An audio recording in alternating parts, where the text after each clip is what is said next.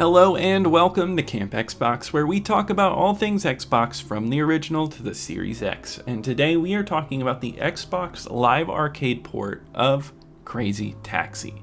Crazy Taxi is a game where you get to drive a taxi and transport people as quickly as possible across a city in the craziest ways possible. Crazy Taxi originally started as an arcade game and it released here in North America in 1999, but I remember playing it on the Sega Dreamcast, where it released in North America February 2nd, 2000. 10 years down the line, Crazy Taxi on the Dreamcast got a port to the 360 through Xbox Live Arcade on November 24th, 2010.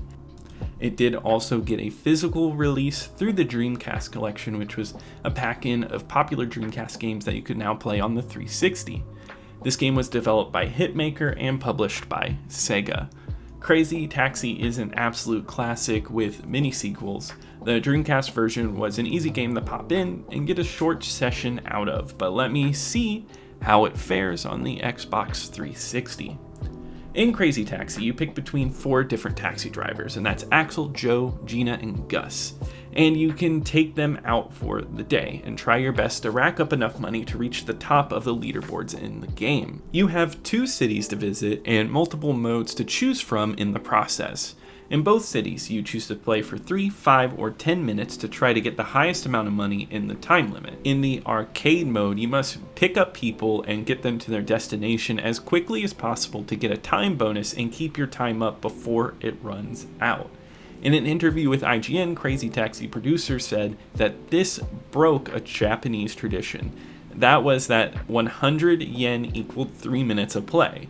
He wanted you to be able to feel like you're being rewarded if you were playing extremely well. And as far as core gameplay goes, this port handles it well, and it's still an excellently playing game. Driving is extremely arcadey, and it's easy to just pick up and play. The cars speed up fast, and driving around buildings and cars is zippy and feels responsive. It's awesome. Turns are great, and overall, I'd say the sense of speed is perfect. You get awarded for huge jumps and close calls when you're weaving between cars, and when you do all of this without crashing, you get a nice combo, and the amount of money you get goes up. It's fast, arcadey fun, and I always knew that its short gameplay time was a part of the arcadey aesthetic and its roots, and I can appreciate that. It's meant for quick pickup and playability, and it certainly achieves that. Crazy Taxi at its core is a thoroughly fun experience. Throw in the Crazy Box mode as well, and it adds a dash more fun. These task you with some of the more advanced moves in the game, asking you to dash to make longer jumps or do a drift in the bowling pins.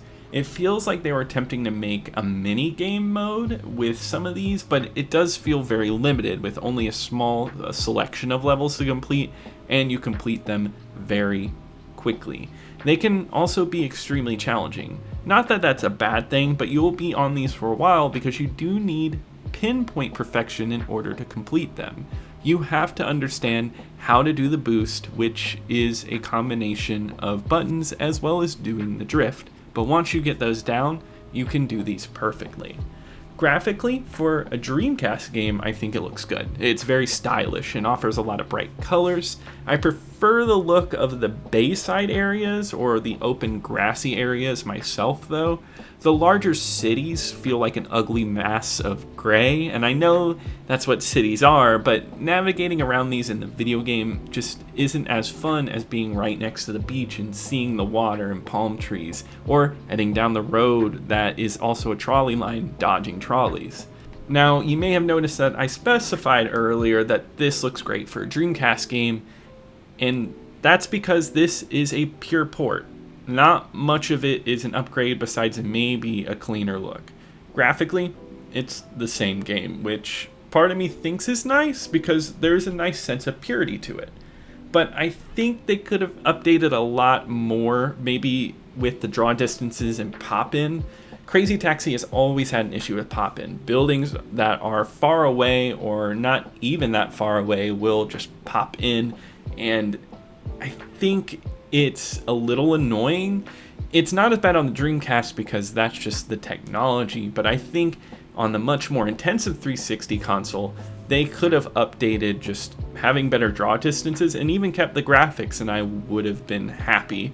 But at least it plays well. But there are a few more things that did get lost in between the transition from Dreamcast to Xbox. One of those issues is that 10 years down the line, a lot of licensing goes away. They are not really meant to stick around. So in the Crazy Taxi original, it was full of product placement. There were places like Pizza Hut, KFC, Tower Records, and they were prominent with billboards everywhere, and you could deliver passengers to these places. I always really enjoyed this because it made it feel like a real city. It adds some definition and fleshes out everything in this game, and it's just kind of funny delivering a bunch of people in a video game to the local Pizza Hut. It is all gone now. I don't mind it too much, to be honest. I mean, it has its charm, but I think it's understandable as to why it went away. But with what they replaced it with, it's just not as interesting, so that is an element of the game missing. But it's not the biggest loss. The biggest loss was the original music in this port. So the original release of the game featured classic songs from The Offspring and Bad Religion, and these songs are so ingrained with the aesthetic and mood of the original release. It encapsulates the time period it was released in perfectly. The Offspring's All I Want is synonymous with this game, at least for me. It's yeah, yeah, yeahs echoing the start of the level every time just works so perfectly. And I remember starting this up on the Dreamcast and the music blasting, it was so perfect. Here, we get a serious musical downgrade. They could not get these songs again, and not that these tracks are awful, but they do not bring the same energy as the original songs.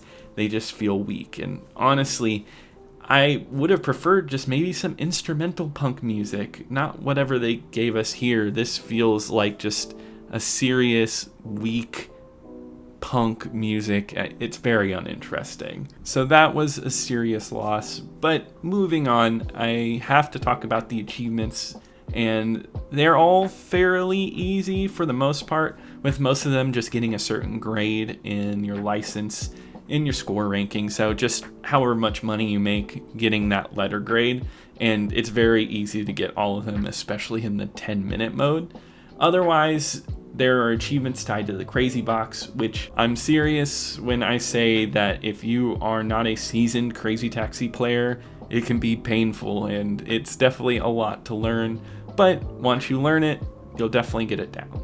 So overall, Crazy Taxi is a really fun game, and I do want to state that. I think if you pick this up for $10, you would find yourself having a good time, but I would only recommend this if you really have no way to play the arcade or the Dreamcast version.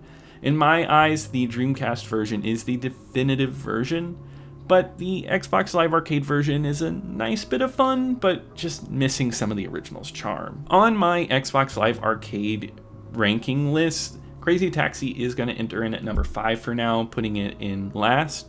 Obviously, it's not an awful game. I do think Crazy Taxi is a ton of fun, but I do think the other games I've covered so far have just been a lot better, and I do think there is a better way to play Crazy Taxi. Well, if you enjoyed this video, please be sure to like and subscribe. It really helps out the channel. Also, comment below with any Crazy Taxi memories or any Sega memories. I would love to hear those. But I'll see you next time here at Camp Xbox.